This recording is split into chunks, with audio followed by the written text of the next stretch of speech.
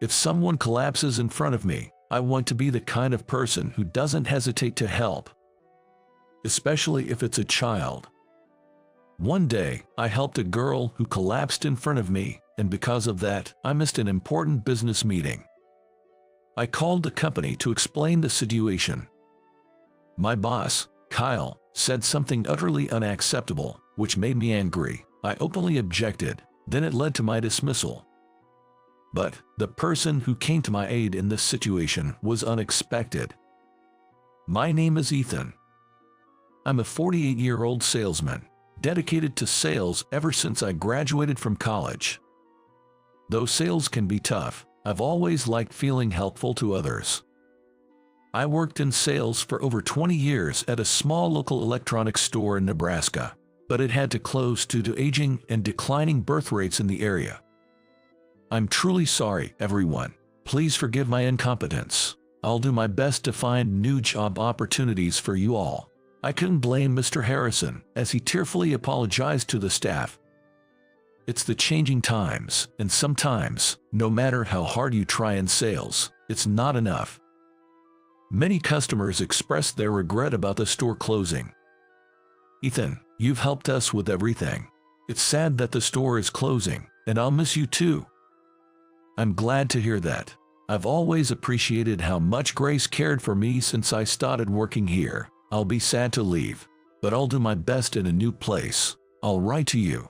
On the last day, I said goodbye to Grace, a loyal customer who had always been very kind to me.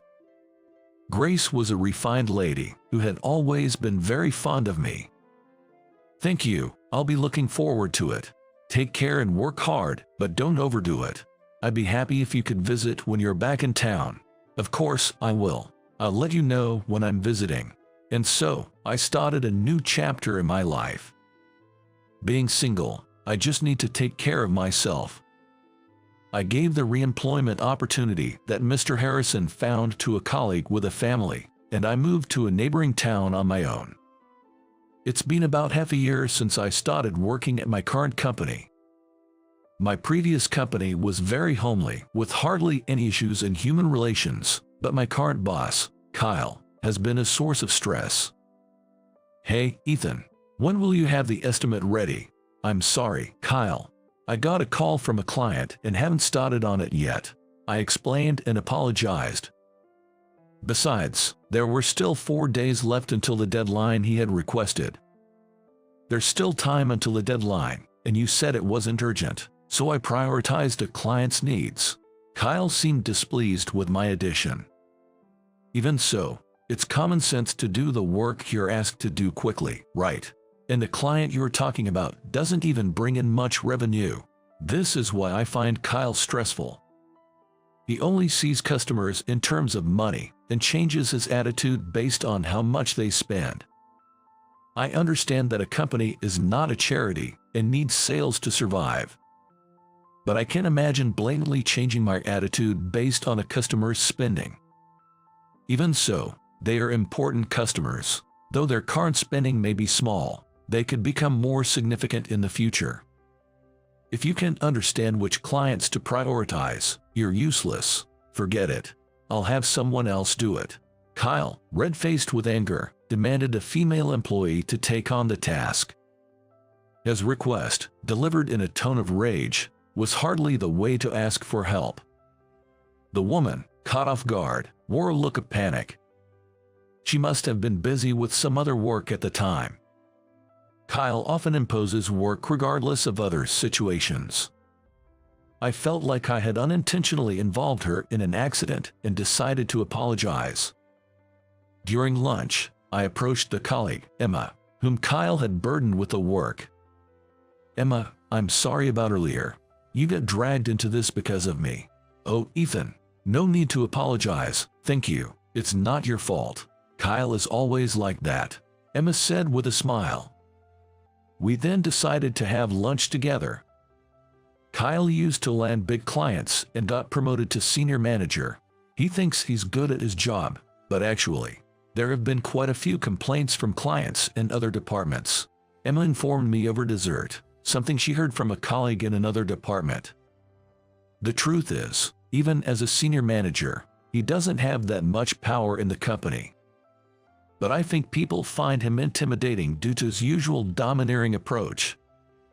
Besides, like it or not, Kyle's assessment as our boss matters. That's why there's this atmosphere where it's hard to go against him.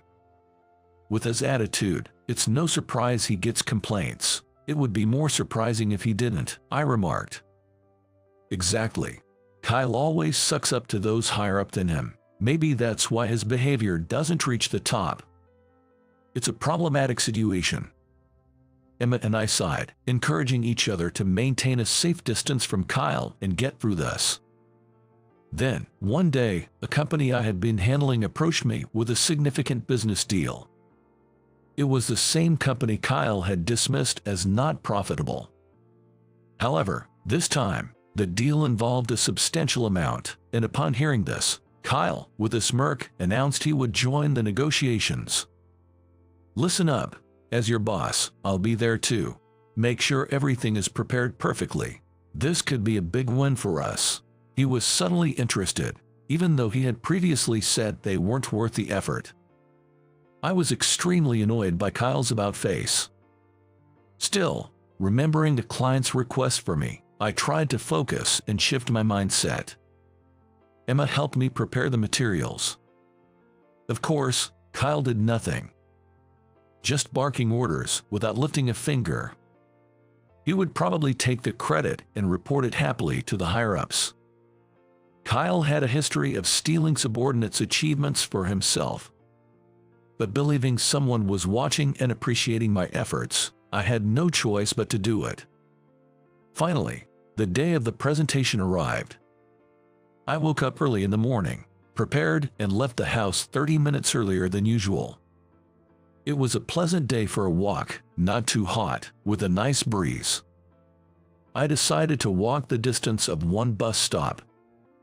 At the crosswalk, I waited for the red light to turn green. As I waited, I started walking as soon as it did. At that moment, a young elementary school girl walking ahead suddenly collapsed, as if crumpling to the ground. Shocked, I rushed to her side. "Hey, young lady, are you okay?" I called out, checking for a response. The girl was motionless, her face pale. I gently lifted her eyelid, apologizing, and side was completely white. She might have fainted. I looked at the signal, noticing the green light was flashing. Staying in the crosswalk was dangerous. I picked up the girl and carried her back to the sidewalk. "Are you okay? Can I help with anything?" A woman on her way to work offered assistance, and I thanked her as she helped me lay my jacket on the ground.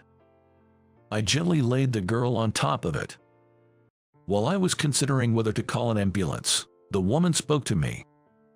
"This child seems to be prone to fainting. Look, there's information on the back of her charm." She showed me the back of a charm hanging around the girl's neck. It detailed the girl's condition, a plea for help if needed, and contact information for her mother and a mobile number. "That's true, thank you. I'll call her mom right away," I said. "Could I ask you to take over? I'm running late for work, I'm sorry." The woman who had helped with the first aid apologized, looking regretful. "It's fine, please go ahead. I really appreciate your help, thank you." While repeatedly expressing her gratitude, the woman hurried off towards the station, and I, looking at the girl's charm, called the mobile number listed under mother. After a few rings, a woman answered. "Hello, this is Jennifer speaking." "Hello, I'm sorry for calling out of the blue. My name is Ethan. I'm with your daughter, who seems to have fainted at the crosswalk." As I explained, Jennifer sounded panicked. "What, really, Ethan? Are you with her right now?" "Yes, there was another woman here just now, but I'm with her at the moment. Should I call an ambulance?" "I haven't called one yet because I wanted to speak with you first." I had debated whether to call an ambulance or her mother first, but decided to contact her mother initially. "No need for an ambulance, thank you. Where are you now?" "I think I'm not far from there. I'll come right away." I described the location to Jennifer. It seemed to be really close to their home. I know where that is. I'll be right there. Can you please stay with my daughter a little longer? I could hear the bustle as she prepared to leave. She sounded apologetic. Of course, it's okay. Please take your time and be careful on your way here. She thanked me several times before we hung up. Sighing, I decided to call my office. Actually, I had left home early, but since I've been assisting the girl who collapsed, I've run out of time. Even if I hurry now, I won't make it to the office by the start of the workday. And it's likely that I won't make it in time for the presentation with the client either. Hello, good morning. This is Ethan. Is Kyle there? Emmy answered the phone. Ethan, it's Emma. Kyle is furious. Is something wrong? We usually would have been here by now. Everyone was worried when you didn't show up. I could hear voices in the background at the office, relieved to hear from me. While I felt guilty for causing worry and appreciated their concern, Kyle's voice thundered through the phone. Ethan, is that you? Hand over the phone now. What are you thinking? Being late on the day of an important deal? Are you mocking your job? Kyle's yelling continued over the phone. His voice was so loud that I instinctively pulled the receiver away from my ear. Kyle, I'm terribly sorry. I'm not taking my job lightly, but a young girl just collapsed in front of me. It seems like she's fainted, and I'm staying with her right now. I briefly explained the situation, keeping it as simple as possible. I've just contacted her mother, who is on her way here. Whether she's fainted or not, just leave her. The business deal is more important. Forget about the kid. His harsh words finally made me snap, having already been stressed by Kyle's behavior. You know, there's a right and a wrong way to say things. A child has collapsed here. You have a child too, right? Could you say the same if it was your own child? Startled by my firm tone, Kyle briefly fell silent. But true to form, he quickly recovered. He promptly began to retort in response. You've got some nerve talking to your boss like that. I'll make sure you regret this. He then sneered maliciously. I'll let the executive director, Mr. Anderson, know you've ruined the deal. You are causing damage to the company, so you are fired. Anyone who defies me or complains is fired. Got it. You're probably making excuses because you're not confident about the deal. His words were disjointed, but I understood I was being fired. My heart raced, not expecting to be fired in such a situation. Before I could respond, Kyle spoke again. Scared now, can't even talk. Don't bother coming back. You're disqualified as a salesperson. You're fired, bye. Kyle hung up the phone with a loud laugh. I must have been a bit dazed, wondering what to do next. Suddenly, someone spoke from behind me, making me jump in surprise. Excuse me, was today an important business meeting for you? I turned to see a woman with a face as pale as a girl's. Engrossed in the call, I hadn't noticed her approach. She might have overheard Kyle's loud voice and the content of the conversation. Feeling awkward but deciding to be honest, I replied. Did you hear that? I'm sorry you had to listen to such an embarrassing conversation. Yes, it was an important business meeting. I couldn't just ignore a child in need and go to a business meeting. I am truly sorry about that. I assured the woman, Jennifer, who looked like she was on the verge of tears as she expressed her gratitude. It's really okay, Jennifer. Even if I had ignored the child who collapsed and gone to the meeting, and even if it had gone well, I wouldn't have felt good about it. While Jennifer and I were talking, the girl who fainted from anemia, Sophie, had already been taken to her mother's car. The driver, a burly man, moved swiftly and carefully, carrying Sophie with great care.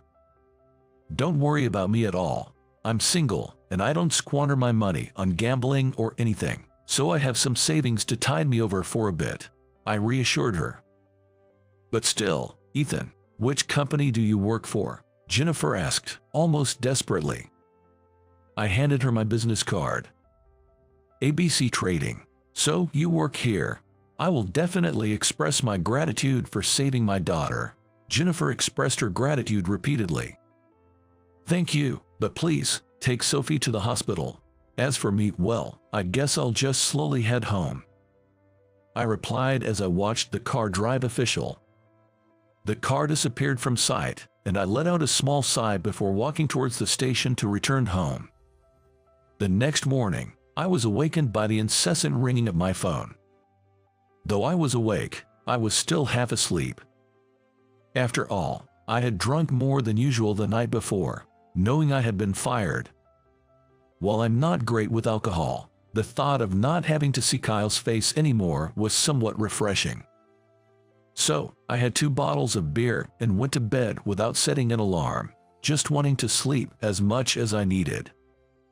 Who could it be, calling a fired man like me? I wondered groggily, checking my phone's display. To my surprise, it was Kyle's name on the screen. Wondering what he could possibly want now, I felt annoyed and honestly, I found it a hassle to talk. Deciding to be true to my feelings, I ignored the call on my cell phone. Once the call ended, I quickly set my phone to silent and went to take a bath. After getting out of the bath, I checked my phone again and was surprised. I found about 30 missed calls from Kyle and around 20 from the office. My phone was almost out of charge, so I hurried to plug it in. The moment I picked it up, another call from Kyle came through, and this time I decided to answer, not wanting any more calls. I was done with the constant ringing. "Hello, what do you want with a fired man?" I answered, expecting it to be about some formalities. I thought Kyle would either yell or speak arrogantly. But his tone was different this time.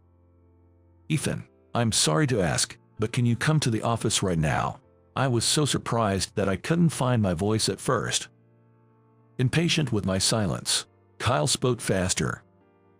"Are you listening? If you can hear me, get to the office now." His usual attitude snapped me back to reality. "Is this about the paperwork?" Kyle seemed to explode in frustration. "No, the client you stood up yesterday is here at the office. They're saying they won't leave until they see you. Just come quickly." With that, he hung up. I genuinely felt sorry for having missed a business meeting yesterday. The fact that there were calls not just from Kyle, but also from the company, suggested that it had become a big issue at the office. With a sense of resolve, I got ready and decided to head to the company I had been fired from. As I was walking on the sidewalk, a sleek black luxury car smoothly pulled up beside me. "Ethan, thank goodness, I was afraid we'd miss each other. Please, get in." I turned in surprise to the voice calling my name and saw Jennifer from yesterday. "Jennifer, oh hello, what a surprise. How's Sophie doing?" I asked about Sophie, and Jennifer nodded happily, indicating she was doing well. "Yes, she's all better now. Oh, the light's changing. Please get in." "What? Get in? Into the car?" "Yes, come on, quickly." In a hurry, Jennifer urged me to get in, and I got into the back seat of the car. Since I was already in, I decided to ask her to drop me off at the nearest station. When I looked at the driver's seat, it was the same driver who had carried Sophie yesterday. Our eyes met in the rearview mirror, and as I nodded slightly in acknowledgement, the driver returned the gesture with a friendly smile. "Could you please drop me off at the nearest station? I'll take my leave from there." I apologize for getting in the car so suddenly. "Don't mention it. It was me who asked you to hurry. I'll take you to the office, don't worry." Her offer was very much appreciated. The morning had long passed, and it was getting warmer as noon approached. Riding in the air-conditioned luxury car to the somewhat distant office seemed like a good idea. I hesitated but decided to accept Jennifer's offer. "Then, if it's not too much trouble, may I take you up on that offer?" Jennifer looked very pleased with my response. "Of course." And so, I headed to the office in Jennifer's car. We talked about various things on the way. Jennifer shared that her husband was often busy with work, and she was mostly raising Sophie on her own. On the day Sophie collapsed, Jennifer had been worried about her health from the morning, but then she received a call that her grandmother wasn't feeling well. Then, when I called to tell my grandmother that Sophie had collapsed and I couldn't come, she actually scolded me. She said, as a mother, Your child should always come first. You should go pick her up right away. It must be because your grandmother adores Sophie so much. Yes, she even started going to a gym nearby just to play with Sophie, Jennifer said, and I smiled, imagining the scene. Yet, as the company building came into view, my spirits sank. Unconsciously, I let out a sigh and then apologized to Jennifer. "Oh, I'm sorry. We were having such a pleasant conversation," I apologized. Jennifer just laughed and forgave my sudden change in mood. "Don't worry about it. It's understandable not to feel like going to the office the day after being fired, but it'll be all right," Jennifer reassured me. Her words struck a chord with me. What do you mean by it'll be all right?" I asked. Jennifer didn't answer, just smiled and encouraged me to get out of the car. "Let's go." Jennifer walked with me into the office, leaving me puzzled. As we entered, we saw Kyle with a pale face. He rushed towards me without even glancing at Jennifer. You did," Kyle exclaimed, grabbing my shoulder, but he was stopped by a sharp voice. "Stop that, what do you think you're doing?" a man in an expensive suit said. Behind him was our company president, Williams, looking equally pale. I was about to thank the man when Jennifer ran to him. "Dad, sorry for the wait. I've brought Ethan." "Oh, thank you." Jennifer's call of Dad left me wide-eyed, and then Williams approached me. "Ethan, this is Chairman Thompson of Thompson Industries, the client you missed the meeting with." I was stunned, looking at Chairman Thompson. "The chairman of Thompson Industries," I exclaimed. Just as I was about to apologize for missing the meeting, Chairman Thompson spoke. "Don't apologize to me, Ethan. It's us who should thank you for saving my granddaughter." "Thank you so much." Jennifer expressed her gratitude alongside me. It was unbelievable that Jennifer was Mr. Thompson's daughter and Sophie was his granddaughter. Stunned by the revelation, I quickly came to my senses and addressed Mr. Thompson. "There's no need for that, sir. What I did was just a human response. However, I do regret not being able to attend a business meeting." Mr. Thompson, looking at me, had a gentle expression. "Sophie is my precious granddaughter, and I am always worried about her health. I am so grateful for your kindness in helping her." Though Mr. Thompson spoke kindly, his expression turned stern as he addressed Kyle. "My daughter called me in tears. After hearing about your harsh words towards Ethan, who helped Sophie, I was disgusted. You called him unfit as a salesman for missing the meeting, didn't you?" Under Mr. Thompson's sharp gaze, Kyle stood rigid and pale. Sweating profusely, he began to stammer out a response. It was an important meeting with Thompson Industries, and abandoning it seemed irresponsible. Really, and leaving a child who has collapsed is responsible as a human being, Mr. Thompson retorted, leaving Kyle speechless. If Ethan hadn't been there, Sophie could have been hit by a car or worse.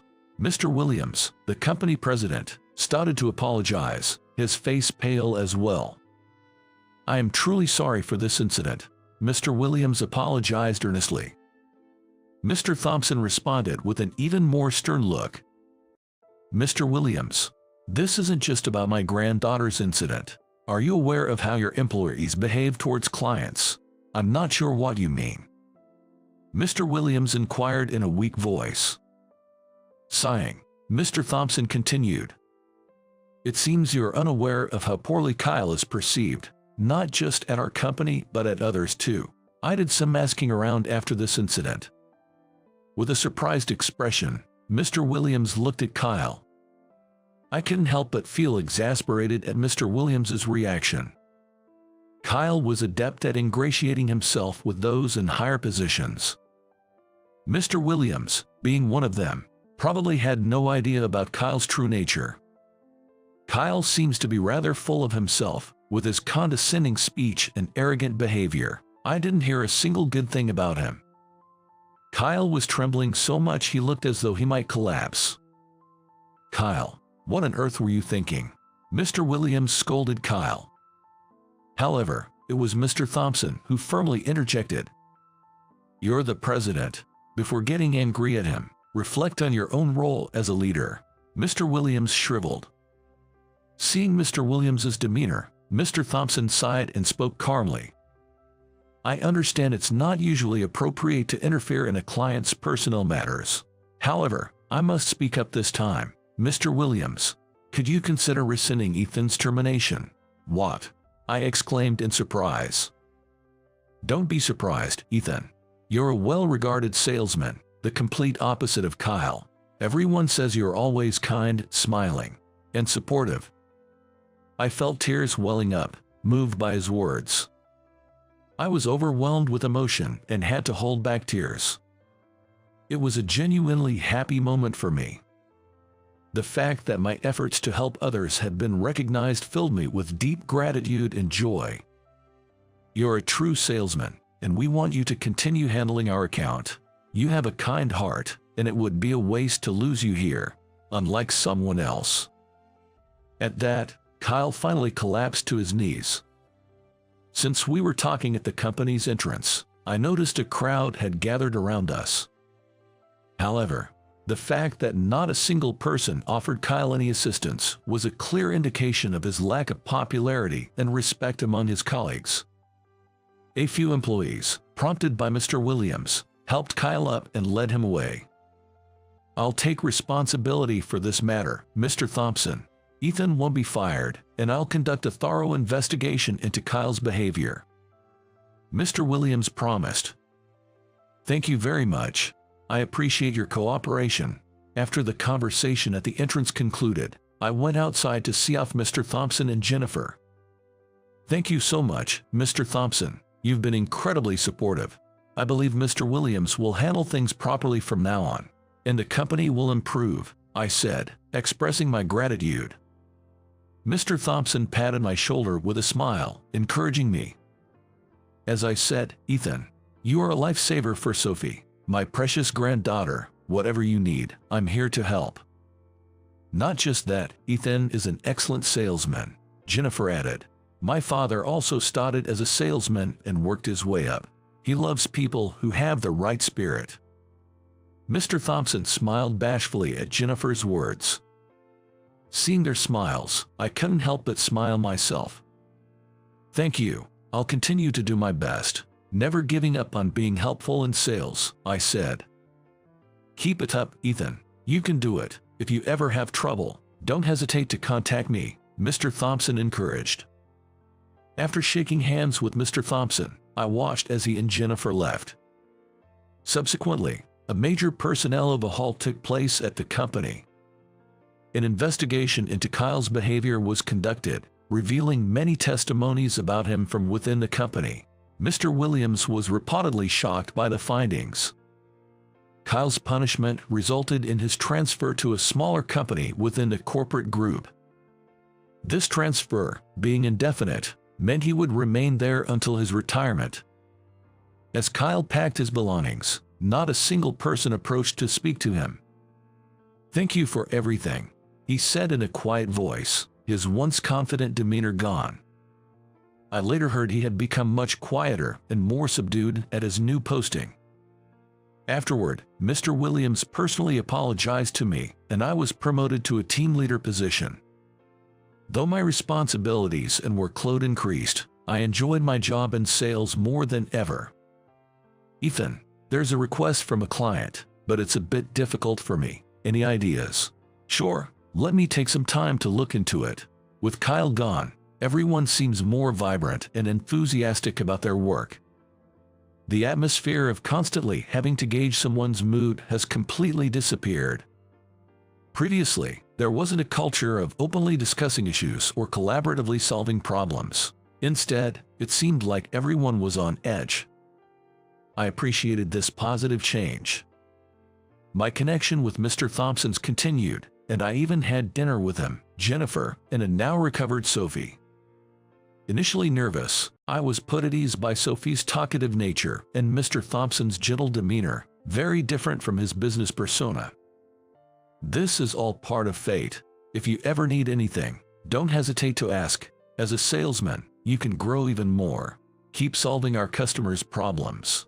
Mr. Thompson's words became like a talisman to me. I resolved to become even more helpful to others. No matter the hardships or challenges, I knew there were people who believed in me. Therefore, I'll continue to walk the right path as a person. Keeping that sentiment in mind, I will carry on with my work in the future. I will carry on with my job, the sales work I love so much.